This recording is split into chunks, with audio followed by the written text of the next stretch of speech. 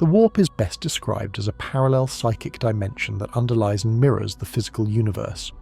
It is variously called the immaterium, the Imperium, warp space, the Sea of Souls, and in some sources the realm of chaos. It is not a place of atoms and gravity, but of raw psychic energy and metaphysical topology, currents, eddies, and storms formed by thought, feeling, and the unconscious patterns of sentient minds.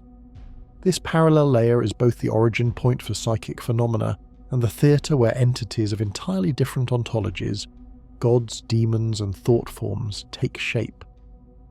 Across official and semi-official compendia, the immaterium is consistently tied to sentience. The psychic pressure exerted by billions of conscious minds gives the warp its character. Where large populations concentrate particular attitudes or obsessions, those patterns become palpable currents, or even long-lived structures inside the warp.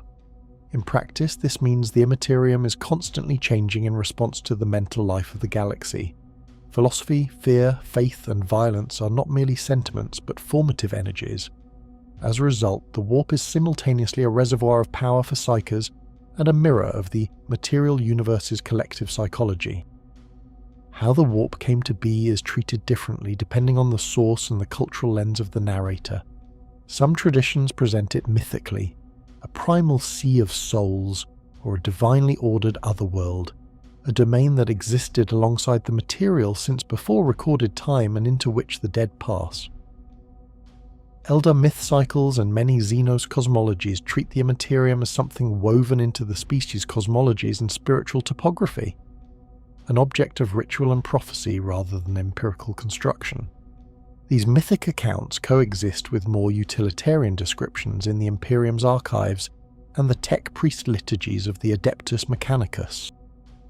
A contrasting view, which is frequently used in imperial technical glosses and later scholarly syntheses, holds that the warp is an emergent effect of consciousness across the galaxy.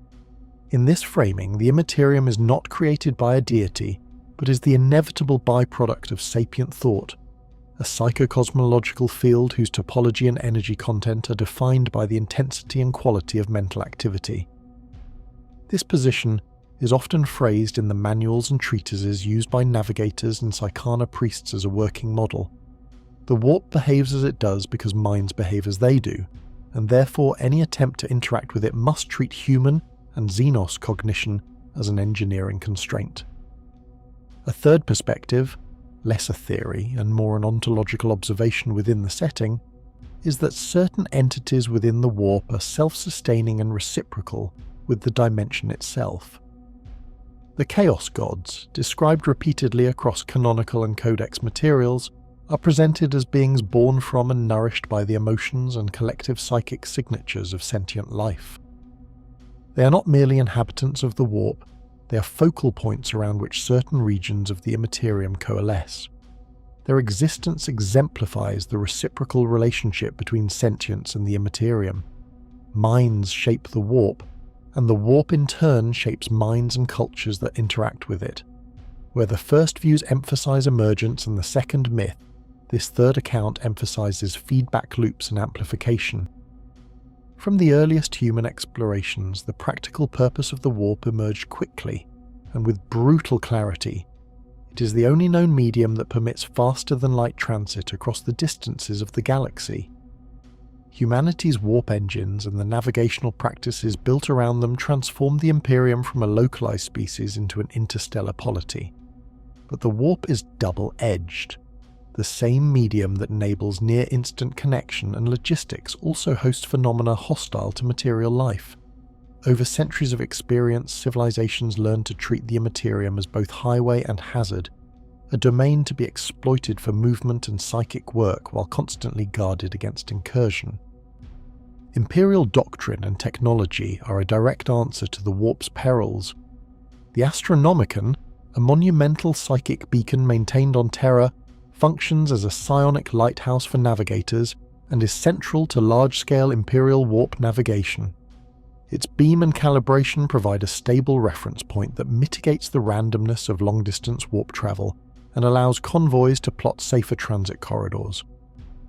Complementing this beacon, ships travelling through the immaterium employ Gellar Fields, arcane technical shields that attempt to enclose a vessel in a pocket of material logic so that demonic predation and the immaterial entropy of the warp cannot directly undo the ship and crew.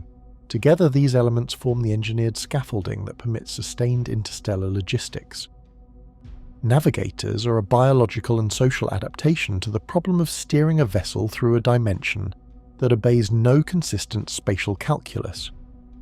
Bearing a hereditary mutation commonly referred to in lore as the Navigator gene, these individuals possess a faculty, often called a third eye or warp sight, that allows them to perceive the instrumental textures of the immaterium. Navigator houses, aggregated lineages often monopolizing certain navigational routes, function as both guilds and political powers. Their monopoly on precise warp steering gives them leverage in trade and war. In short, the human solution to steerage was not solely technological.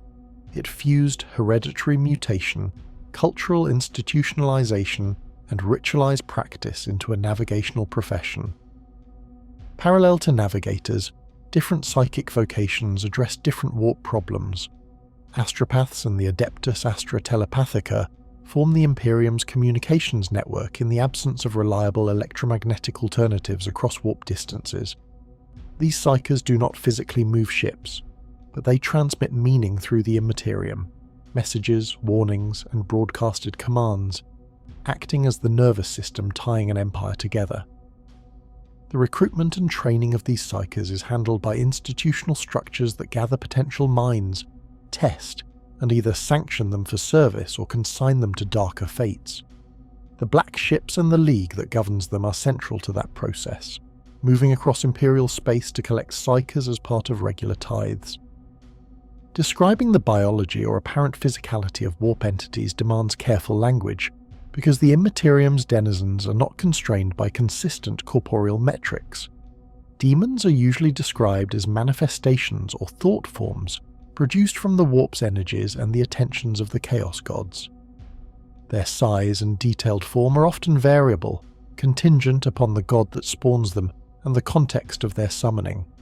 Some demons are ephemeral and barely distinguishable from a mental impression.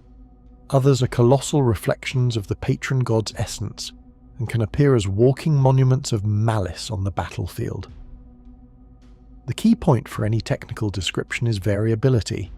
The warp's inhabitants are defined by function and symbolism as much as by brute dimensions. When a demon manifests into material space, several contingencies must be met, and these conditions vary by magnitude. Lesser demonic entities can be conjured through ritual or by extreme psychic stress. Greater demons, the fully formed, potent avatars of a chaos deity, require either the weakening of the material barrier, as in a warp rift, or the co-option of a living body as a host.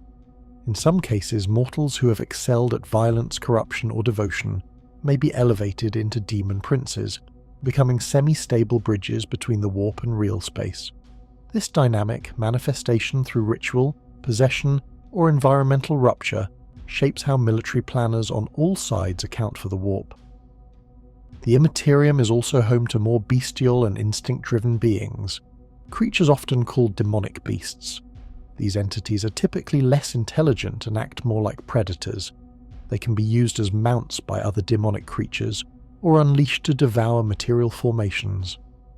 In regions where the barrier between realities has thinned, entire planetary topographies can be transmuted into demon worlds, landscapes that obey warp logic and often teem with aberrant flora and fauna.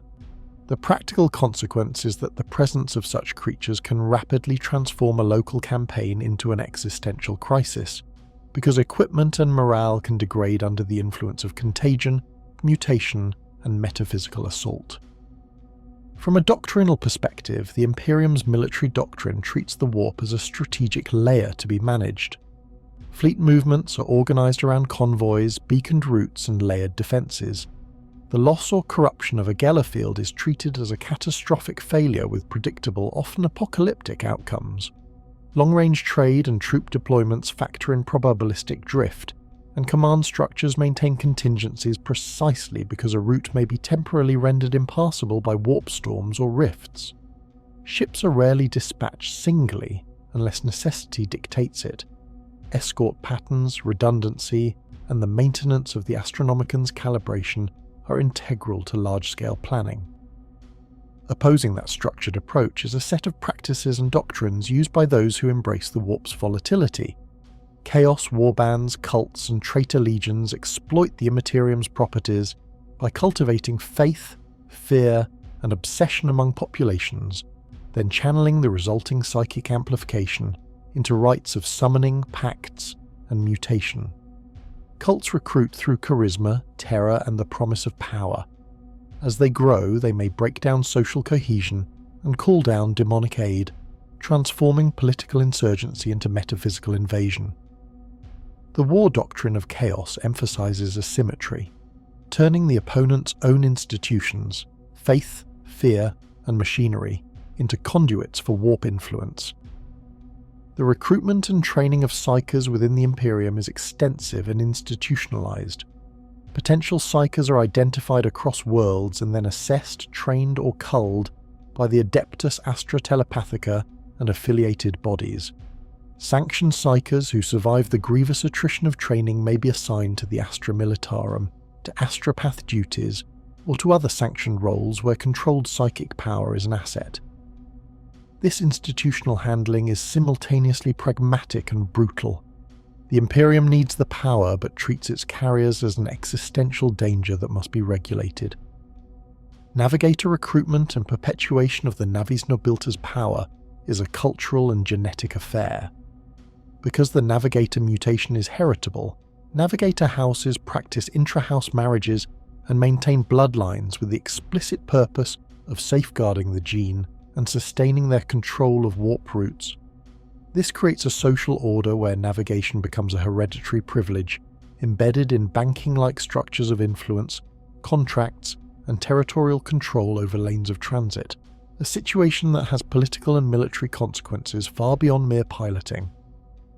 On the technology and logistics front, Gellar Field generators, warp drives, and the maintenance apparatus for the Astronomican are constant drains on Imperial engineering and resources. The generators require both specialized materials and constant vigilance. Minor damage or a lapse in calibration can turn a routine voyage into a catastrophe. Warp drives themselves are linked to these protective systems and cannot be viewed as independent components. The engineering doctrine places redundancy and priestly oversight at the heart of warp-capable architecture.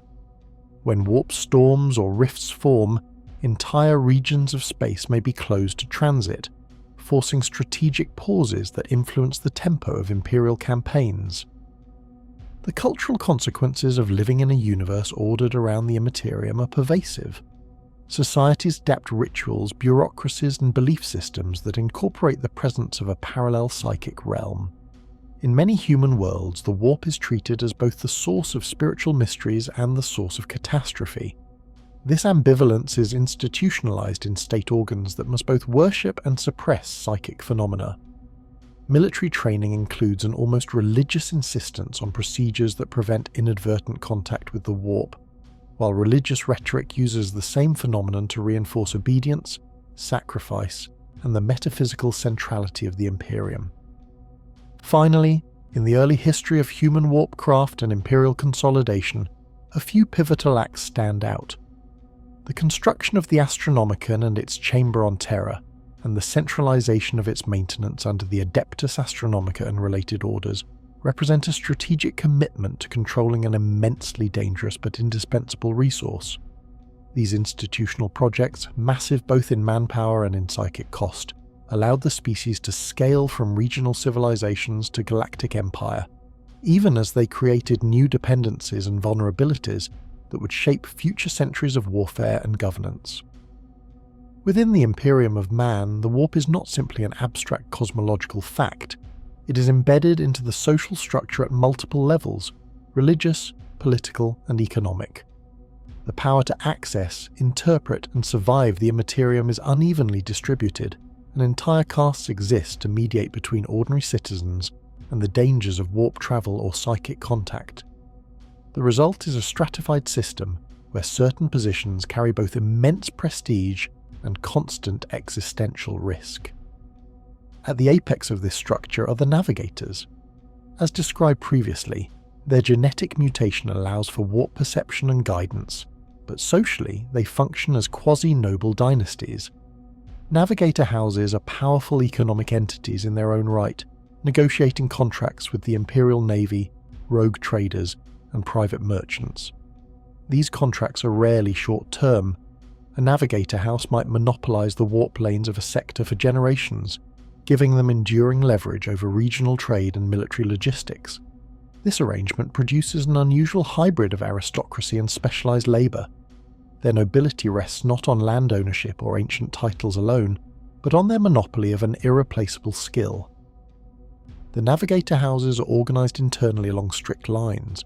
Bloodlines are guarded, and marriages are arranged with obsessive care to maintain the stability of the Navigator gene. The gene's inheritance pattern requires both biological control and constant medical oversight, and house leadership often includes apothecaries, genetic archivists, and techno-ritual specialists who ensure the mutation remains viable. Because their function is essential, houses are granted a level of legal autonomy from the Adeptus Terra, though they remain bound by Imperial law and the authority of the High Lords. Below the Navigators in direct warp-related authority is the Adeptus Astartes, an Imperial institution dedicated to identifying, training, and sanctioning psykers. While Navigators mediate travel, the Telepathica mediates communication, and both share a high-risk relationship with the warp. The Astra Telepathica operates under the aegis of the Scholastica Psychana, which oversees the training of sanctioned psykers for service in the Astra Militarum, the Inquisition, or other Imperial bodies. Graduates may become astropaths, battlefield psykers, or support operatives in various strategic capacities. Astropaths form the backbone of the Imperium's interstellar communications network. Unlike electromagnetic signals, which take years or centuries to cross galactic distances, astropathic messages traverse the warp instantaneously, or at least with delays measured in minutes or hours rather than light years. These communications are not without cost. Every astropath undergoes a soul-binding ritual that permanently links their consciousness to the Emperor of Mankind. The process grants them increased resilience against warp entities, but at the cost of physical degeneration.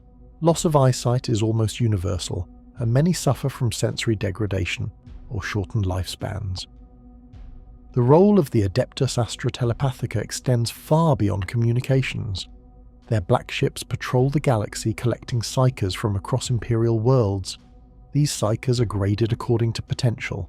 The weakest may be trained for menial sanctioned duties. The strongest are either elevated to positions of influence or destroyed if they present too great a risk. The collection process is feared on most Imperial worlds, with the arrival of a black ship causing panic among the populace.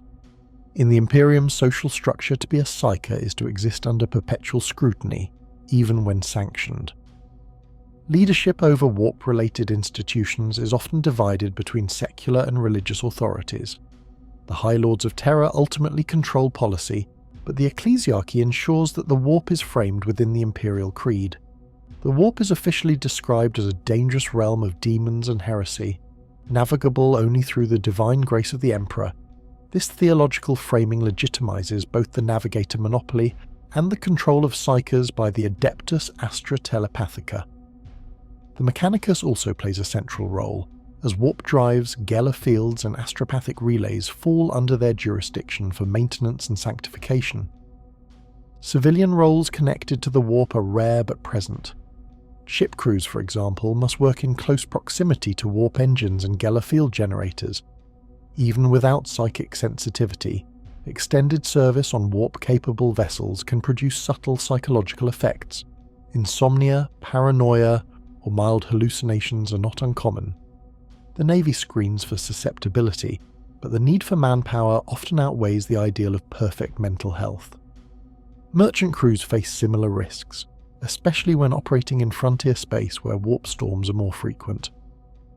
Among the civilian population, Superstition about the warp is widespread. On hive worlds, the warp is often known through religious instruction or urban myth. Cautionary tales about ship crews lost to the immaterium or about the predations of demons. Pilgrims travelling between shrine worlds might recite litanies intended to strengthen a Gellar Field, even if their prayers have no technical effect. In agricultural backwaters, the warp might be barely understood at all, associated vaguely with skyships and distant wars. These local interpretations rarely align with the technical realities known to navigators or astropaths, but they serve an important social purpose, reinforcing obedience to the Imperium's psychic authorities. The philosophical outlook of Imperial society toward the warp is an uneasy synthesis of necessity and dread. On one hand, it is the medium that binds the Imperium together. Without it, the star-spanning polity would fragment in a matter of decades. On the other hand, it is considered the dwelling place of the Emperor's most dangerous enemies. This tension manifests in ritualized precautions. Before entering the warp, a ship's crew might gather in a chapel to receive a blessing from the ship's confessor, followed by the activation of the Gellar Field under the watch of Mechanicus priests. Every step is given the weight of both a military procedure and a religious sacrament. Technologically, the Imperium's approach to the warp is one of containment and insulation. The Gellar Field is the most critical protective technology, creating a bubble of real space around a vessel. This field is generated by powerful machines maintained through a combination of engineering skill and religious rite. Tech priests regard the machine spirit of a Gellar generator as a sacred guardian, and its maintenance involves not only physical repairs, but also the recitation of Binharic prayers and the offering of sacred oils. Failures in Gellar Field function are treated as catastrophic, not simply for their physical danger, but for the spiritual contamination they imply. Warp drives themselves are considered semi-divine by the Mechanicus, and their operation is cloaked in secrecy. Even the most senior Imperial Navy captains rarely understand the full details of how the drives operate. Their activation is overseen by engineers and tech magos, who follow ancient protocols handed down through millennia. The philosophical stance here is preservation over innovation. The Imperium's warp technology is stable enough to maintain, but its origins are ancient and the risk of uncontrolled experimentation is deemed greater than any potential benefit. The logistics of warp travel require extensive coordination. Every major fleet movement must be timed according to the Astronomican's reach, which fluctuates in strength depending on the psychic state of the Emperor and the influence of warp storms.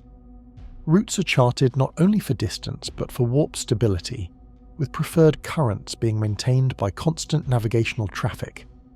When a stable route is lost, whether due to a storm, a rift, or enemy interference, entire sectors can be cut off from the Imperium's political and economic systems. This fragility shapes Imperial strategy. Redundancy is essential, and isolated systems are often left to fend for themselves until the warp becomes navigable again. From a cultural perspective, the warp shapes the values of those who work closest to it.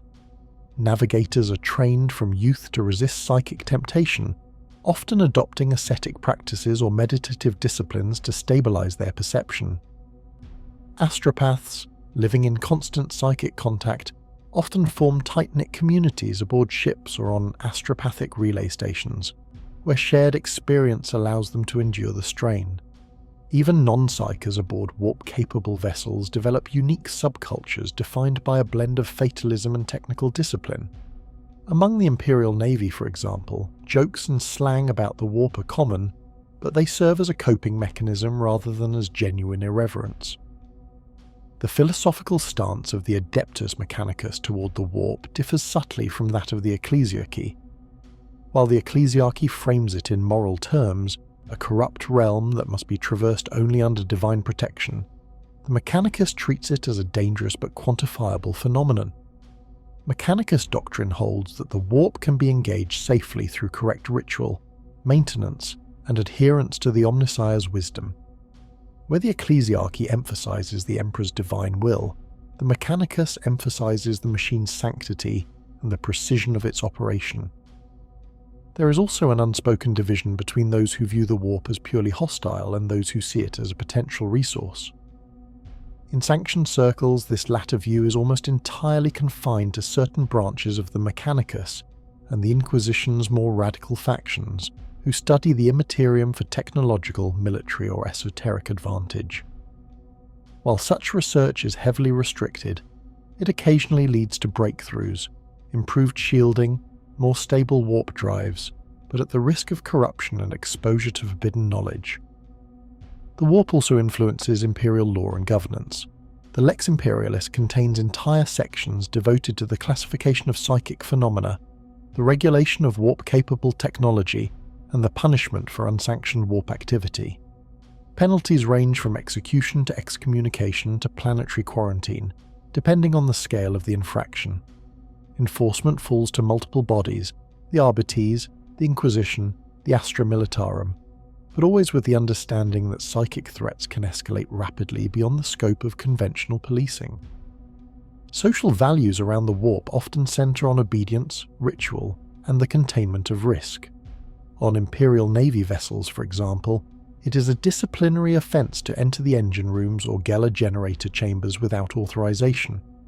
In some fleets, even sanctioned psychers are prohibited from approaching the generator without a tech priest present. The culture enforces a strong separation between those who operate the machinery and those who navigate or communicate through the warp. This compartmentalization mirrors the compartmentalization of knowledge. Most Imperial citizens will never learn the true nature of the warp beyond what is necessary for their duties. The result is a civilization where practical mastery of the immaterium is concentrated in small, highly specialized groups, while the majority of the population interacts with it through myth, ritual, and distant authority. In the closing centuries of the 31st millennium, when the scars of the Horus heresy had only just begun to fade, the Imperium found itself in a state of uneasy consolidation. It was during this time that the warp, once merely unpredictable, began showing signs of instability on a galactic scale. Many Imperial savants attributed this worsening to the cumulative toll of the heresy's devastation, the loss of countless navigators and astropaths, and the mass psychic trauma inflicted on humanity. Yet, deep within the halls of the newly reconstituted administratum, others whispered of darker causes, ancient entities stirring in response to humanity's unchecked psychic growth. As Imperial colonies expanded into the Segmentum Pacificus and Segmentum Tempestus, recorded incidents of sudden catastrophic warp surges increased. Merchant convoys reported journeys that should have taken weeks, suddenly lasting mere hours, or conversely years passing in what felt like moments. Entire fleet elements were lost without trace, their last astropathic messages garbled with imagery of impossible geometries and screaming voices. The Adeptus Mechanicus, ever pragmatic, responded by recharting stable warp corridors and reinforcing reliance on known routes, but these safe lanes were narrow lifelines through a vast ocean of madness. Those who ventured beyond did so with the understanding that Imperial records might mark their names with the cold notation, "Lost in Transit." During this era, the Ordo Malleus, still in its formative decades, began compiling the earliest formal threat assessment dossiers on warp anomalies. These records made frequent mention of resonant zones where the immaterium seemed to bleed into reality with minimal provocation. These were often found near worlds of mass psychic population or in the wake of large-scale massacres. The Inquisition noted a disturbing correlation. The greater the scale of mortal suffering, the more violently the warp reacted. Such findings reinforced the grim truth that humanity's emotional and psychic output was not merely a byproduct of the species, but a potential weapon, or curse, that could alter the nature of the galaxy itself. One of the case studies from this period was the loss of the exploration vessel Argent Crusade. Bound for the Halo stars under Lord Captain Dathric Fane, the vessel was accompanied by a small flotilla of escorts and bore a navigator of impeccable lineage. By all accounts, its journey began without incident. Yet midway through its third translation, the fleet's astropaths detected a growing psychic echo shadowing their passage. This echo intensified until, on the 7th day, it synchronized perfectly with the beat of the ship's Gellar Field, a resonance that no known technology could explain. In a final burst of panic, the navigators aboard reported that the field's protective barrier had folded inwards, and the immaterium was no longer outside the ship but within it. No physical wreckage was ever found, but decades later, a Mechanicus listening post received fragmented Vox traffic in the exact cipher used by the Argent Crusade's bridge officers, bearing timestamps from centuries in the future. This case, among many others, underscored the central paradox of warp travel. It was simultaneously humanity's greatest enabler and its most lethal vulnerability. Without it, the Imperium would collapse into a scattering of isolated planets. Yet, each translation carried the unspoken risk that a ship might vanish forever or return altered in ways that defied both science and sanity. By the dawn of the 33rd millennium, Imperial dogma regarding the warp had solidified into a duality. It was both a divine tool granted by the Emperor's will and a cursed domain of the enemy. Missionary fleets dispatched by the ecclesiarchy wove this belief into their sermons, framing the dangers of the immaterium as tests of faith. For the common citizen, this narrative provided a semblance of comfort. The idea that survival in the warp was a mark of spiritual worthiness. For the navigators, astropaths, and ship crews who actually braved its currents, the truth was far less reassuring. Faith might steal the mind, but it could not close the eye of a demon once it had chosen to gaze upon you. In the outer reaches of Imperial space, particularly along the fringes of the Eastern Fringe, warp instability took on more permanent forms. Here, vast, unending storms began to swell, some covering hundreds of light years. The most infamous of these protostorms would later be named the Hadex Anomaly and the Gulf of Shadows, each acting as a near-permanent blockade against Imperial exploration. These phenomena became focal points for both Mechanicus study and inquisitorial quarantine, the former seeking to map their edges, the latter determined to prevent any knowledge of what lay within from spreading to the wider Imperium. By the close of this era, one truth had become unshakable in the minds of the Imperium's leaders. The warp was not merely a hostile environment to be endured, it was an active, reactive force. It responded to human presence, shaped itself around psychic activity, and appeared to remember violence, suffering, and faith alike. In this understanding lay both the seeds of future strategy and the inevitability of tragedy. For the Imperium could not, would not, and dared not cease its use of the warp, no matter how great the cost. The evolution of the warp's role in the affairs of the galaxy did not occur abruptly, nor did it manifest in the same way across the millennia. While its existence is as old as the cosmos itself, the degree to which it influenced material reality changed dramatically as sentient life developed and proliferated. In the earliest aeons following the cooling of the stars and the gradual formation of habitable worlds, the warp was a dormant ocean, vast and without the violent currents it would later exhibit. It existed as a reflection of the faint psychic residue generated by primitive organisms, barely perceptible fluctuations across its surface. This was a time before the rise of higher thought, before mortal minds could impress their fears, dreams, and ambitions upon its fabric. The first true disturbances began with the emergence of advanced life capable of complex emotion and consciousness. With such beings came not only survival instinct, but also imagination, desire, and dread. Subtle but potent psychic signatures that rippled into the immaterium. Though these ripples were at first scattered and weak, their cumulative effect slowly deepened the warp's complexity. Over countless millennia, its once stable environment grew richer and more reactive. This maturation of the warp was not immediately dangerous. In its early state, it provided a potential energy source for those who might one day learn to navigate or harness it. But in its responsiveness lay the seeds of its future instability. The Aeldari were among the first civilizations to truly master the immaterium, and in doing so, they also accelerated its transformation. Possessing unmatched psychic potential, they discovered how to traverse the warp without reliance on crude mechanical drives.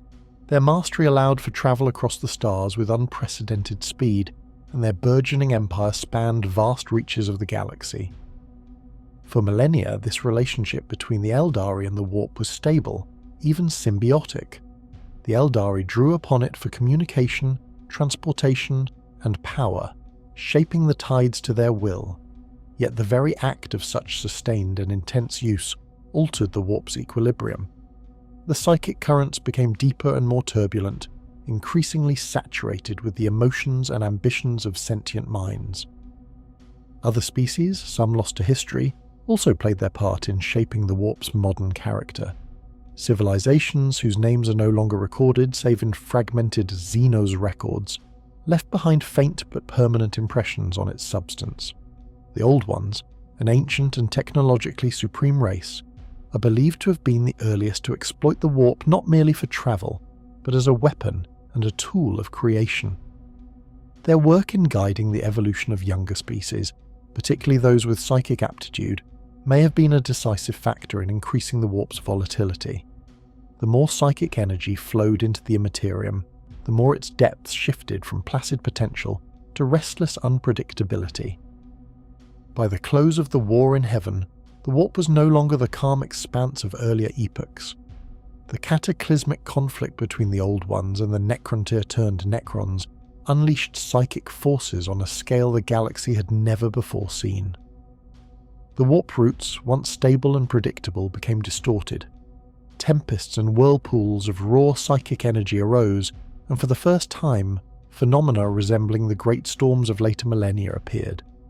The barrier between real space and the immaterium grew thinner in places, forming regions of dangerous instability. For fledgling civilizations attempting to harness the warp, these changes made navigation more perilous, even as the potential rewards grew greater. In the millennia that followed, the warp became an increasingly contested domain. The interplay between emerging psychic species and the raw reactive nature of the immaterium created a feedback loop. More advanced civilizations meant more psychic activity, and more psychic activity further agitated the warp. By the time humanity began its slow crawl toward the stars, the warp was already a realm of both promise and risk. Though the storms of the Age of Strife were still far in the future, their foundations had been laid in the actions of ancient powers and the restless minds of countless sentient beings. As the Great Crusade entered its middle decades, the balance between ambition and reality became ever more precarious. The Emperor's forces had moved beyond the relative ease of early expansion into a phase marked by stiffer resistance, longer supply lines, and the growing complexity of integrating thousands of human cultures into the Imperial framework. This was the period in which the Great Crusade began to resemble less a sweeping migration and more a structured apparatus of empire, one reliant on constant military vigilance and political maneuvering. The fleet still launched in dazzling numbers, but the scale of what they faced had shifted. Worlds that had been dormant or fractured in the old night were now encountering Imperial fleets with a wariness born from either bitter memory or fierce independence. Some had already established their own stable forms of governance, with little desire to be absorbed into a centralized authority from beyond their star systems.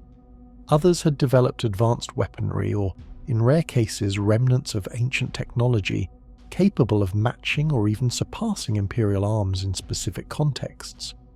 These were the worlds that forced the Legionnaires Astartes and Imperial army to adapt tactics, reconfigure fleet deployments, and occasionally spend years grinding down opposition. Politically, the Imperial truth continued to be enforced with a precision that, while effective in certain regions, sowed seeds of deep cultural resentment elsewhere. Administrators from the nascent Imperial bureaucracy worked tirelessly to impose standardized measures of governance, law, and taxation. While these systems brought efficiency, they also displaced local traditions. Entire archives of historical and religious texts were destroyed in the name of eradicating superstition, and countless generations of cultural practice were suppressed. To some worlds, the Imperium represented salvation from chaos and anarchy. To others, it was the arrival of an implacable, unfeeling machine. The warp, as always, remained both a necessity and a danger. While the Astronomicon and Navigators kept Imperial fleets moving with remarkable speed, the immaterium was never truly stable. Storms flared unpredictably, and entire expeditions occasionally vanished into the void without a trace. These were officially recorded as warp transit failures, but in certain rare instances survivor accounts whispered of far darker encounters, shadowy presences aboard ships, voices that spoke in ancient tongues, or strange patterns of decay and madness that afflicted entire crews. The Administratum's public records rarely reflected these details, but they existed nonetheless in restricted archive fragments and magisterial reports that would not be widely reviewed until long after the heresy. It was in this climate of growing logistical strain and ideological inflexibility that the first subtle cracks appeared in the unity of the Great Crusade. They were not yet overt schisms or mutinies. Rather, they were moments of quiet disagreement, hesitations in the execution of orders, or private doubts harboured by commanders who had once believed without question in the Emperor's vision. The Primarchs themselves were not immune to such tensions. As their legions grew in operational independence, so too did their interpretations of the Imperial mandate. Some saw the Imperial truth as a necessary, even merciful unifier. Others began to question whether such uniformity was achievable or desirable across the staggering diversity of the galaxy. The War Master's role had not yet been established, and so the Primarchs often operated with overlapping authorities in contested or unclaimed sectors. This sometimes led to disputes over strategy or the prioritization of certain campaigns. The Emperor, for his part, maintained an active presence in the field, often appearing personally to lead pivotal battles or to oversee the compliance of strategically significant worlds. His presence invariably brought swift resolution, whether through negotiation or overwhelming force, but it also masked the growing need for a more centralized command structure. By this point, Imperial expansion had brought the legions into contact with several Xenos species whose power and cohesion challenged the notion that the galaxy could be easily subdued. Some of these, like the interstellar empires of the Eldari, had histories that stretched back millions of years, and although their own decline was well underway, they retained both technology and martial skill, formidable enough to threaten entire Imperial task forces. Others, such as the Orcs, operated not as centralized civilizations, but as ever-growing tides of violence, capable of matching Imperial advances with sheer numbers and an uncanny adaptability in war. The encounters with such foes were not merely tactical challenges, they were strategic and philosophical tests of the Great Crusade itself. Each campaign against a major Xenos power strained supply lines, consumed vast amounts of manpower, and occasionally inflicted defeats that could not be easily explained away. Official communicator Terra often reframed such setbacks as temporary operational pauses, but internally, the records show increasing numbers of protracted conflicts, in which entire sectors became locked in years-long struggles that slowed the advance of Imperial frontiers. During these same years, the Mechanicum deepened its integration into the Crusade effort, supplying ever more sophisticated weapons, starships, and war engines. This alliance, though essential, was never without friction. The Mechanicum maintained its own goals, interests, and secrecy, with Mars operating as a co-equal rather than a subordinate partner. The exchange of technology was tightly controlled, and the legions sometimes found themselves fielding equipment whose inner workings were deliberately obscured. The Emperor tolerated this arrangement, understanding the necessity of Mars's support, but it was a pragmatic compromise rather than a true ideological unity. In retrospect, many historians identify this phase as the point at which the Crusade's momentum began to slow, not due to a single decisive event, but because of a gradual accumulation of small frictions. The resistance of entrenched human cultures, the cost of fighting multiple Xenos empires simultaneously, and the inherent instability of the warp. While victory remained the public image of the Crusade, beneath the surface there was a subtle shift. The galaxy was proving more complex, more resilient to uniform conquest than the early decades had led many to believe, and within the leadership of the Imperium, the conditions for future descent were quietly taking shape. The culmination of the warp's influence over the galaxy's history in the millennia leading to the 41st millennium is not found solely in the grand battles between fleets, the political maneuverings of planetary governors, or the ideological clashes between imperial dogma and heretical belief. Rather, it is in the smaller, more insidious ways the warp seeps into the very fabric of reality and everyday life. The warp does not simply appear during moments of crisis or great upheaval.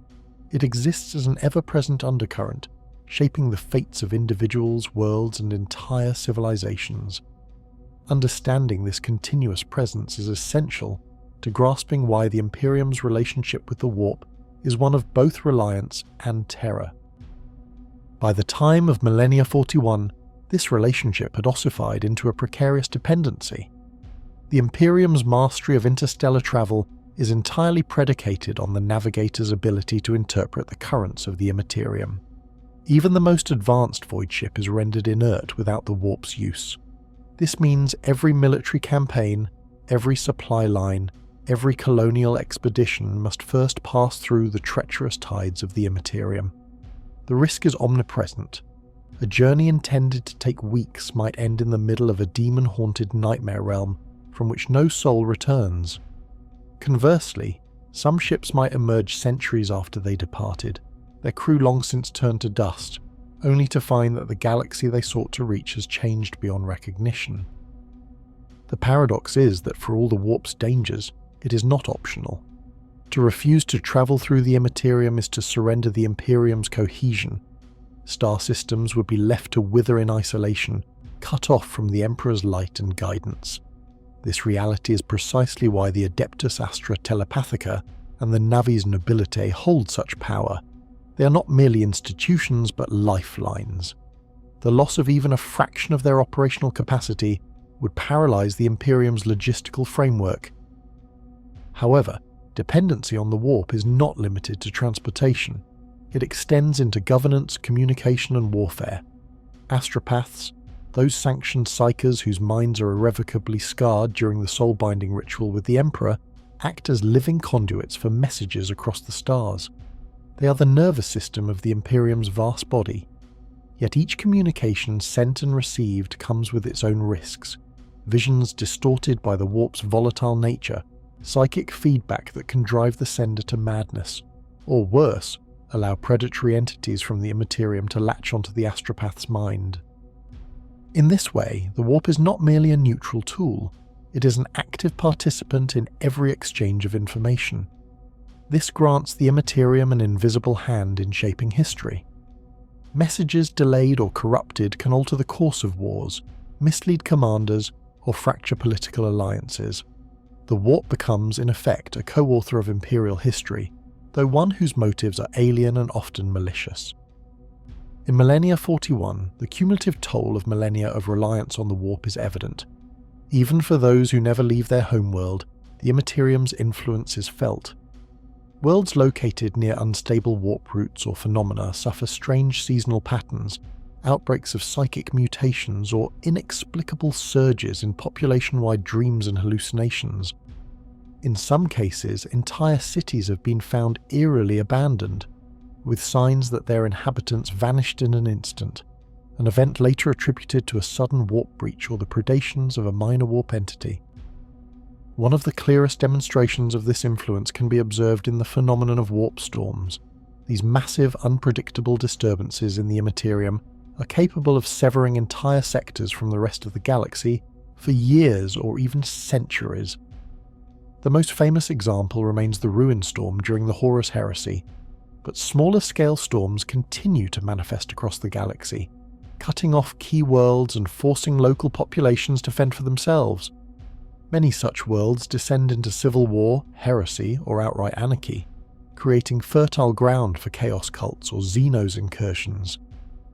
Even imperial institutions designed to protect humanity from the warp's dangers are not immune to its touch.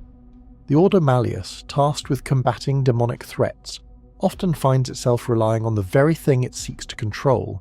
Their inquisitors may call upon sanctioned psychers, sorceress wards, and even demon weapons to achieve their objectives, skirting the very boundaries of what the ecclesiarchy considers heresy. Such actions, while effective in the short term, create dangerous precedents.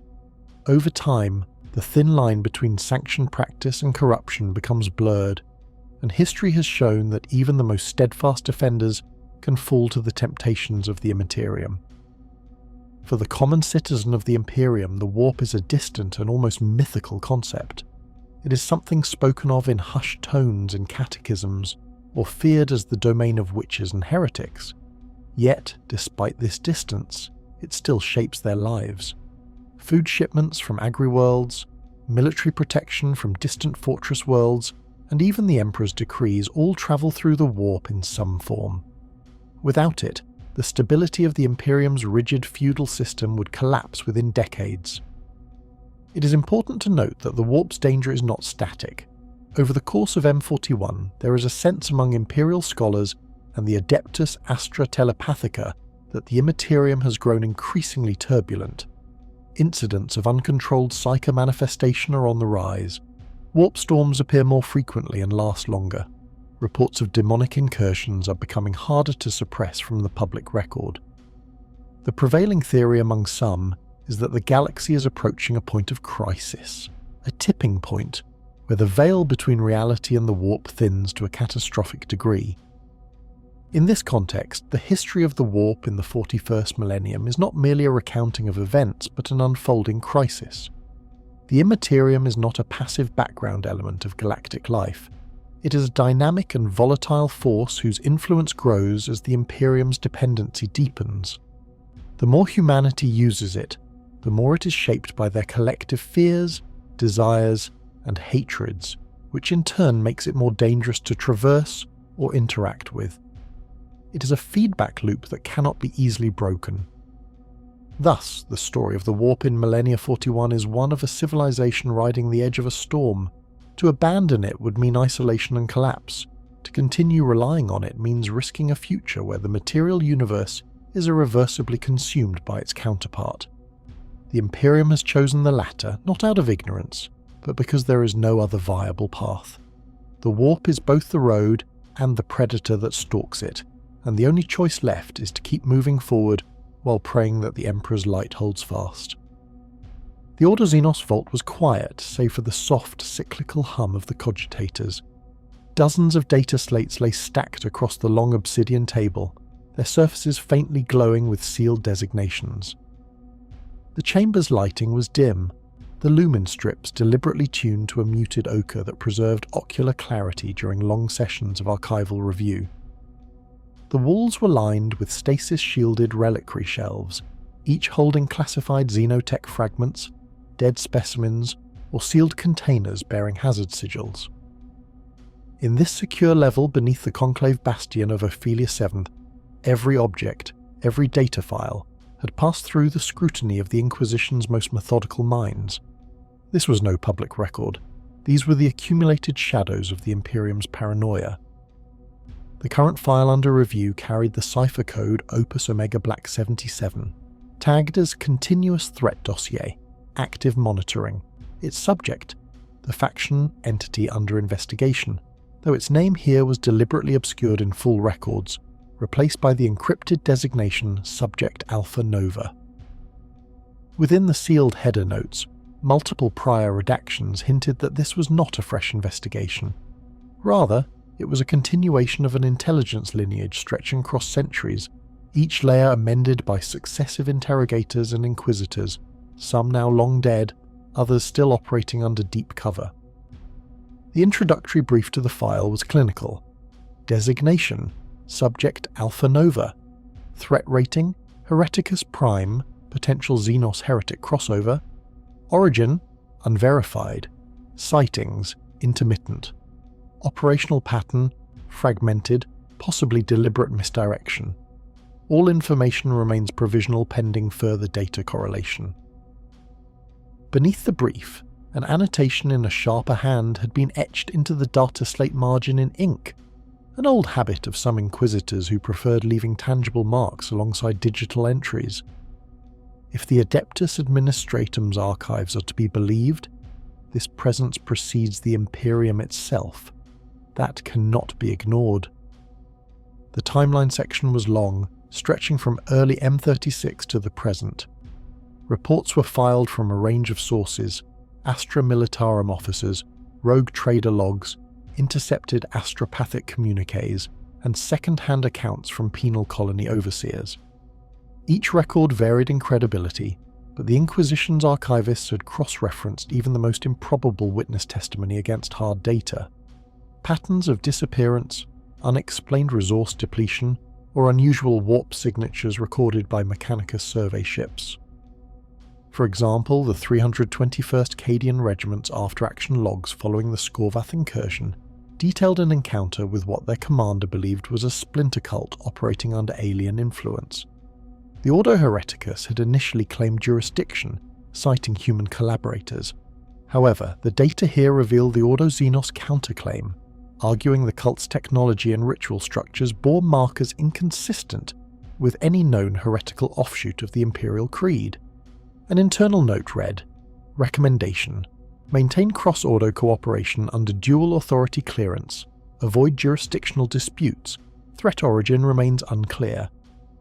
Several of the attached case files were marked Deep Archive only, accessible solely by Inquisitors with Omega clearance.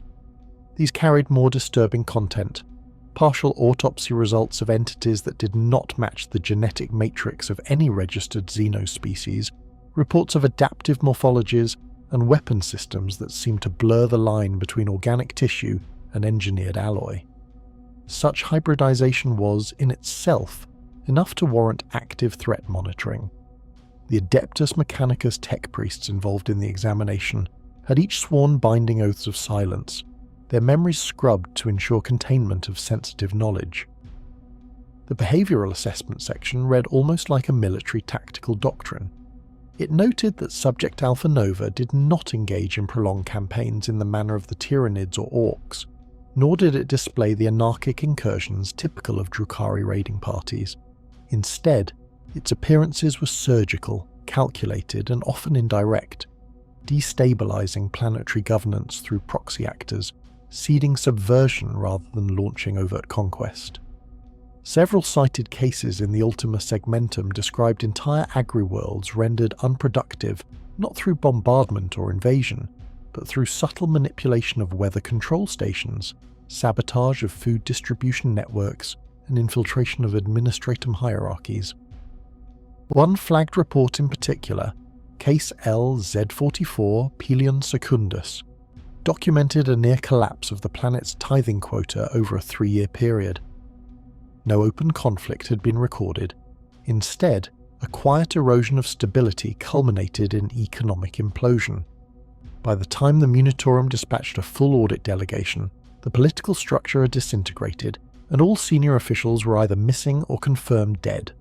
Forensic review of the site revealed faint traces of non-human genetic material in the ventilation systems of the central spire. Material later matched to samples stored in Ordo Xenos vaults, though exact identification was omitted from the report summary. The dossier's current status entry was unnervingly short, consisting only of the phrase, "Presence suspected in 4 active war zones. Recommended escalation of surveillance protocols and retention of kill teams on standby." Further annotations indicated the deployment of Deathwatch operatives in 3 of those 4 war zones. However, the results of these operations were largely absent, suggesting either failure, loss of contact, or that the missions were still ongoing under blackout conditions. Even within the Inquisition, where information was both weapon and shield, the shadows surrounding Subject Alpha Nova were unusually dense. The repeated lack of direct confrontation hinted at one of 2 possibilities.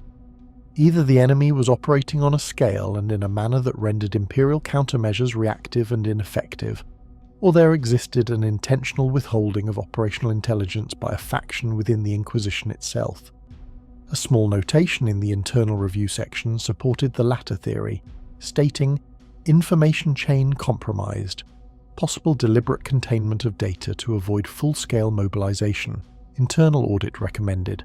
The file closed with an addendum marked with the sigil of Lord Inquisitor Helbrecht Vayner, dated 999 Millennia 41. No matter how long it takes, this entity must be drawn into the open.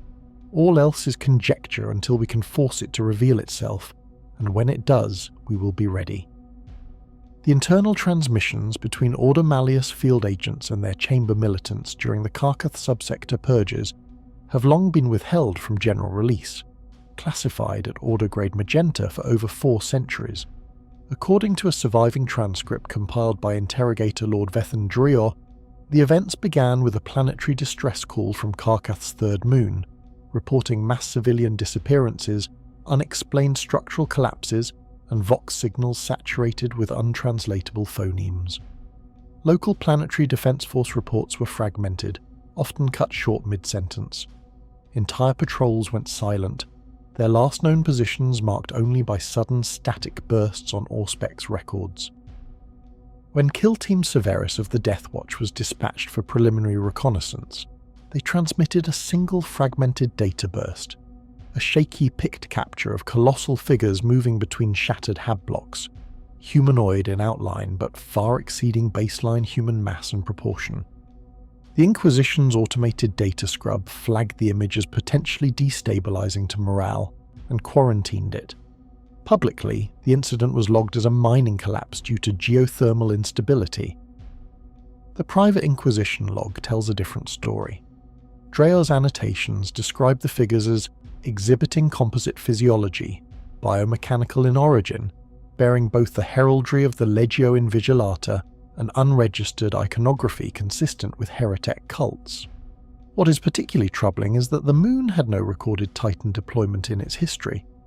How such engines of war, or their twisted derivatives, came to be present remains undisclosed in any official Mechanicus records available to the Ordo. Cross-reference from Ordo Xenos operative Magos Errant Klein Vor suggests that the figures may have been corrupted Titans, Legio Invigilata engines stolen or subverted during the early stages of the Horus Heresy, then hidden or forgotten in this remote system. This theory was dismissed in official briefings, but the omission of any material counter-evidence is conspicuous. Instead, Drior was ordered to cease all investigation pending strategic review. The phrasing, common in Order Malleus operations, generally precedes the sealing of a file for indefinite stasis.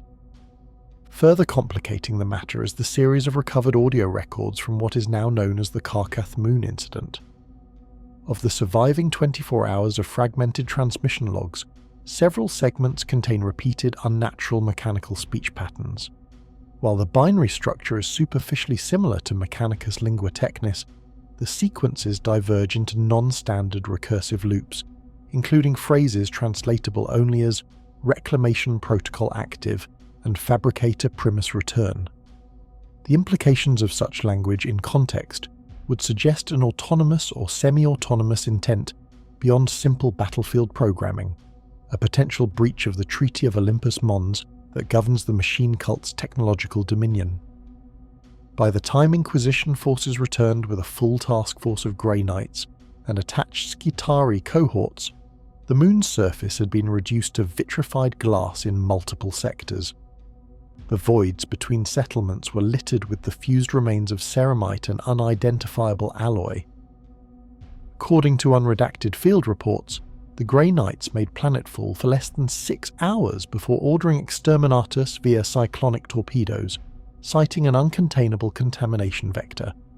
The nature of this vector remains unspecified in the final report, though accompanying biospectral readings were flagged at heresy pattern black severity. It is worth noting that Mechanicus representation during the post-action review was unusually minimal. The single attending tech priest declined to comment on the identification of the destroyed constructs, invoking the rights of sealed datum under Martian law. Drior's closing note, filed under restricted Codex reference 88K Theta 23, reads, "These events were not an aberration, they were a retrieval. Whatever was on that moon was not lost, it was taken back. And if the signals intercepted during those last transmissions are accurate, Karkath was merely one point in a much larger reclamation pattern." Since then, at least 6 other dead worlds in the same subsector have been rendered permanently uninhabitable under similar circumstances. In each case, the official cause has been natural disaster, seismic instability, or unexplained environmental collapse. In each case, the Ordo Malleus presence was confirmed through indirect evidence, namely the rapid redeployment of Grey Knights in surrounding sectors and the abrupt silence of previously active Vox networks. The Ordo Hereticus maintained its primary dossier on the uprising under an active seal until the year Millennia 41, 998, nearly a century after the events themselves. Even then, much of the material remained redacted, with entire sections replaced by static pict scans or the sigil of the Inquisition. Surviving entries depict the revolt not as a single cataclysm, but as a progressive infection in the wider body of the Imperium's machine cults. Records from Mars itself, obtained only through the most direct writs of Lord Inquisitors, show a pattern of seemingly unrelated machine rights, data sanctum breaches, and unsanctioned innovation tests being reported across multiple Forge worlds. While such violations were not unprecedented, the scale and timing suggested an overarching will guiding these acts. Analysis subcells within the Ordo were divided over the origin of that guiding will. Certain Magos biologists in inquisitorial employ argued that no external agency was required, that the revolt was an inevitable consequence of the Mechanicus' own doctrinal contradictions. In contrast, more radical conclaves, especially among the Ordo Xenos, cited linguistic anomalies in intercepted Vox traffic and data hemorrhages that bore resemblance to known alien logic structures. The latter theory, though never formally adopted, ensured that the revolt became a shared point of interest between Inquisition branches far outside the Ordo Hereticus normal remit. Cross-examination of seized data stacks revealed that the most active cells of the rebellion operated with an efficiency more typical of a Skitarii phalanx than a disorganized cult. In one of the few intact mission debriefs from a Deathwatch kill team attached to an Ordo Xenos observer, the warriors described the sensation of fighting not individuals, but extensions of a singular processing mind.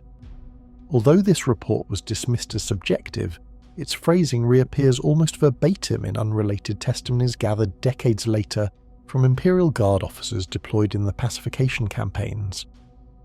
The records also note the troubling involvement of certain rogue magi whose loyalty oaths were supposedly beyond question.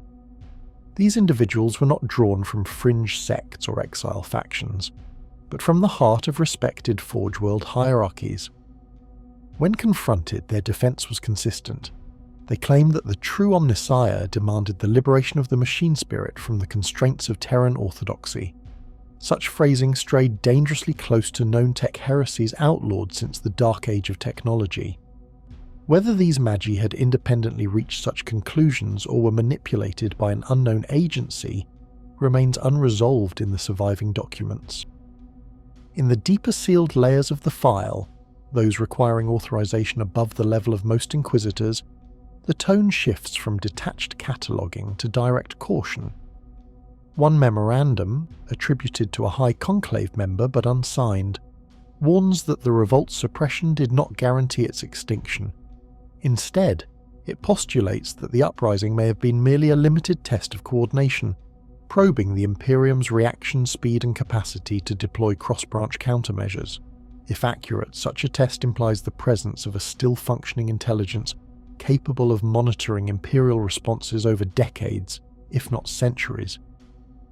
The Inquisition's own countermeasures following the revolt were severe and long-lasting. Entire Forge worlds were placed under silent surveillance by Ordo Hereticus observers masquerading as low-ranking engine seers. The flow of Archaeotech salvage from frontier explorations was throttled, with new verification rights designed to identify and eliminate potential vectors of machine subversion. Even Mars' internal security rights were reportedly altered, though no official acknowledgement of such changes exists in the public archives.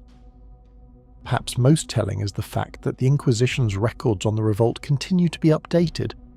Entries dated as late as Millennia 42 year 17 include reports of sudden, unexplained Skitarii mobilizations in sectors with no declared threat, followed by mass erasures of local data cores. While officially these incidents are classed as unrelated, their similarity to early revolt phase operations has not gone unnoticed by those few with the clearance to review the entire file chain. To them, the revolt is not a closed case, but a dormant infection, one that the Imperium may be entirely unprepared to face when it reawakens.